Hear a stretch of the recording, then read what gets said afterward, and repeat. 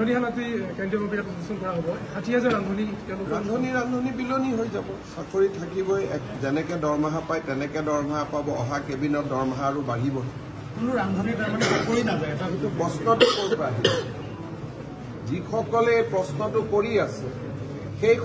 কেইগৰাকীৰ চাকৰিটো চেছ কৰি দিব লাগিব বেলেগক ভয় খুওৱাৰ অপৰাধ কাৰণ মুখ্যমন্ত্ৰী হিচাপে মই সকলো মিটিঙতে কৈ আহিছোঁ যে আগতে ৰান্ধিছিলে এতিয়া বিলাব কাৰো চাকৰি নাযায় চাকৰি দৰমহাটো বাঢ়িব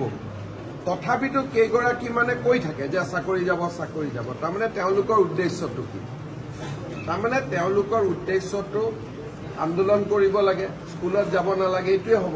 গতিকে টিভিত আমি সেই মহিলা কেইগৰাকীয়ে হওক বা ৰান্ধনী কেইগৰাকী হওক